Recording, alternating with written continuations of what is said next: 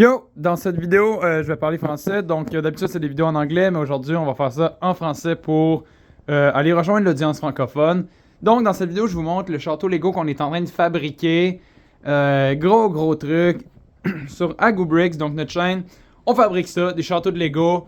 Et ben, je vais vous montrer ça. Justement, c'est quoi les plans? Qu'est-ce qu'on va faire avec ça? On prévoit amener ça dans des expos éventuellement.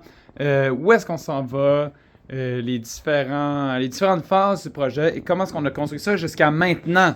Donc, pour commencer, voici le devant du château. Donc, c'est un peu la partie forêt. On n'est pas encore dans le château. Différentes techniques de fabrication d'arbres, donc des bouleaux fabriqués avec des stud shooters blancs de Star Wars. Et voici. Là, on a évidemment toutes sortes de petits arbres, des animaux, des loutres. Les loutres et toutes sortes d'arbres, des roches, bon, des petits sapins faits avec des ailes. Un grand sol également à cette place-là. Là, on a d'autres arbres. On a un voyageur avec une chèvre. Qui est un peu une référence à la rareté des chèvres en Lego. Un peu la joke comme quoi les chèvres valent une fortune. On a toutes sortes d'explorateurs qui sont là avec des canards et des quenouilles. Là, on a un rocher. Bon, petit conseil aussi pour tous ceux qui font des Lego. Quand vous faites un rocher, utilisez toujours des slopes sur les côtés, non toujours en ligne droite. Donc, basez-vous là-dessus. Ça fait des rochers un peu plus réalistes. Aussi, utilisez différentes sortes de pièces de temps en temps. On a mis un peu de petits cheese dark green et sand green, un peu d'herbe, de bambou, pour rendre ça un peu plus réaliste, comme je viens de dire. Maintenant, on a des ailes pour faire l'escalier qui mène vers le château avec des Black Falcon qui sont là. Ici, on a un grand boulot qui est fragile en Simonac. Ouais, bon, technique de technique un peu bancale, fabriquée à partir de technique, mais qui donne un aspect quand même assez cool à cet arbre-là. Ce que j'ai le goût de faire à long terme, c'est racheter des arbres comme celui-là. C'est une technique que j'ai trouvée sur Internet parce que tu colles des plaques sur des briques sur le côté pour pouvoir mettre plus de détails sur des arbres. Je trouve que ça donne quand même un aspect vraiment cool à cet arbre-là. Donc, ouais, à réfléchir. Je risque d'utiliser ça prochainement pour le château, soit devant, à l'intérieur ou à l'extérieur, je sais pas.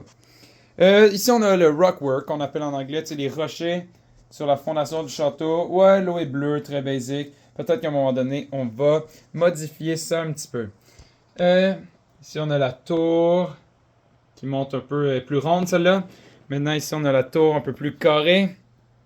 Première tour qu'on a fabriquée. Ça fait plus d'un an que cette tour-là est fabriquée, presque 2 maintenant. Avec des archers, évidemment. Regardez ça. Une arbalète. Tirer sur les ennemis. J'aime beaucoup le détail, tu sais, le pattern du mur. Bon, des logs, des 1 par 2 avec des tiles sur le dessus. Des plaques dark blush gray, du light blush gray, des briques. Remarquez que j'utilise pas vraiment de briques plus grosses que 1 par 4. Il y a une 1 par 4 ici. C'est pas mal les plus grandes briques. 1 par 6, je vous dirais que c'est pas mal trop grand. Et bon, ben 1 par 8, on n'en parle même pas. Donc là, on a les détails du haut de la tour. Un design quand même qui est assez cool. Bon, c'était beaucoup à la mode, les Nexonite Shield, il y a 2 ans. Celui-là encore pas mal en ce moment. Un petit peu moins, je dirais. Bon, mais très cool comme design, les Nexonite Shield. On a une bannière. Black Falcon, évidemment. Et ouais, ça c'est pas mal cette tour-là avec les rochers qui s'étalent tout le côté du château. Maintenant, on a le devant qui, bien évidemment, est basé sur la maison du forgeron qu'on a juste ici dans le village. Petit point de détail. C'est un détail dans cette histoire-là. Référence à quelqu'un qui est mort. On a 3 studs sur le top au lieu de 2. Ce qui était en fait un bordel notoire à fabriquer. Vu que c'est un nom impair, bon, ceux qui connaissent. Fabriquer avec des noms impairs en Lego, fabriquer un auto 5$ par exemple, toujours plus difficile. Maintenant, on a du colombage. Half timbering en anglais, comme pattern ici. J'aime pas mal le colombage brun-blanc au lieu de noir-blanc. Ça donne un contraste un peu moins sévère au château. Avec un pont-levis, ramène des cristaux dans la base. Tour ronde, utilisant une technique nommée Jordan's Corner Wall. J'en parle beaucoup dans des vidéos en anglais. Technique que vous pouvez trouver sur le site Tips and Bricks. Technique incroyable quand même. On prend des cheese, on les met sur des plaques sur le côté, on insère tout ça là-dedans. Avec un toit quand même, ma foi, magnifique le toit. Regardez ça. C'est bien d'avoir un toit beau de même. Incroyable. C'est dur à faire quand même ce toit-là. C'est un véritable bordel. J'ai dû regarder des vidéos, toutes sortes de trucs. Mais je suis quand même content du résultat. Je risque de l'utiliser ailleurs. On a une balise pour tirer les dragons. Sur le top de la tour. Attention, je vais raser de tomber avec tous ces backlands sur la table. Ouais, il y a peut-être un petit bruit de ventilateur au fond. On fait circuler l'air, c'est bon pour la santé. Maintenant, des vignes qui montent sur le côté du château jusqu'en haut. On grimpe avec les vignes, toutes sortes de fleurs collées dessus. Je trouve que ça donne un look un peu plus fantastique, tu sais, des plantes, toutes sortes d'affaires. Fenêtre ronde basée sur le Assembly Square. Quand même assez fier de cette fenêtre-là aussi. Maintenant, on a le pont, une espèce de viaduc qui mène vers le château. Quand même assez cool, hein? On a utilisé des lingots. Évidemment, il faut que tu achètes ça sur Pick a Brick Online quand tu en veux autant que ça, ou Bricklink. C'est ce qu'on a fait, étant donné que, on va pas trouver ça dans des deals Marketplace, autant de cette brique-là. Quoique on utilise beaucoup Marketplace, je vous dirais que probablement que la majorité des blocs de ce château-là viennent de Marketplace, sauf exception évidemment.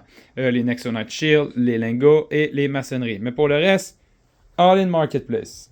Maintenant, on a la base code du château, donc beaucoup d'espace, des rochers, forgeron. Ici, le crane, la grue médiévale. Pouvoir monter des roches dans ce château. Des archers sur les murs. Ici, on a des stations de combat pour pouvoir se pratiquer au tir à l'arc. Regardez ça, je vais zoomer. Avec des dummies, ce qu'on appelle en anglais des mannequins, des pantins. Maintenant, comme je vous disais, le forgeron, on a cette tour-là. Et là, on a le donjon. Donjon qui, le voici, avec un beau vitrail Black Falcon. Des portes qui sont basées sur les portes du château de Knight's Kingdom 2 de Santis. Un des sets qui date de mon enfance quand même. Je l'ai jamais eu ce set-là, je l'ai toujours pas, mais ouais, bon, c'est une référence à ce set-là qu'on a mis à cet endroit-là. Le balcon, comme je disais, ici on a la tour. On peut voir tout le royaume. Avec tous nos trucs exposés de Star Wars, qu'on a quand même pas mal. Ici, une lampe. Le vitrail, regardez-moi ça avec la lumière, comment c'est magnifique. Le plancher, le roi, fou du roi. La reine, une échelle. Quand même assez cool. Ici, on a l'entrée. Et dans une autre vidéo, je vais vous montrer les cachots qui sont en dessous ici. Et qui, on a commencé à construire ça, hein. Avec une porte qui mène vers ça, juste ici. Évidemment, on doit finir ça. On doit également finir cette section-là ici. On a encore beaucoup de travail. Il y a mon frère qui travaille sur cette tour de magicien. Tour qui est quand même assez imposante. Regardez-moi ça. C'est quand même haut, hein? Je fais 6 pieds, c'est plus grand que moi, hein, ce truc-là. C'est sûr que c'est à partir de la table et non de par terre. C'est quand même c'est environ 1 mètre de haut, hein, cette tour-là. Donc, c'est imposant. Le plan, les phases d'expansion. J'en parlais au début de vidéo. On va grandir par là-bas. Il faut qu'on construise un port. Ça fait probablement au-dessus d'1 an, je vais faire ça. Mais bon, on est impliqué dans toutes sortes de projets. On a nos vies, évidemment.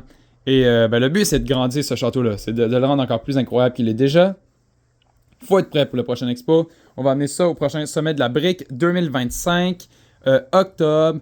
C'est super cool. On était à celui de 2024, mais le but, c'est d'arriver en 2025 avec ça ici et d'épater la galerie, en fait. C'est ça qu'on veut faire. On veut surprendre les gens. On a vu beaucoup de beaux châteaux en 2024. Quoique, tu sais, des beaux châteaux. Mais je suis convaincu que si on arrive avec ça, je veux pas être prétentieux, mais si on se pointe avec ça au sommet de la brique, ça va faire des jaloux, hein. Je vous dis, les gens vont être impressionnés. À date, par contre, le gros foutoir que j'entrevois, c'est le transport. Parce qu'il n'est pas parfaitement modulaire. Donc ça va être un défi assez colossal. On travaille là-dessus. On va s'y mettre. Et pas mal ça que je voulais dire aujourd'hui. Donc, abonnez-vous à la chaîne, s'il vous plaît. Ça nous donne de la visibilité et ça nous permet de continuer ces grands projets-là. Donc, merci tout le monde. À plus!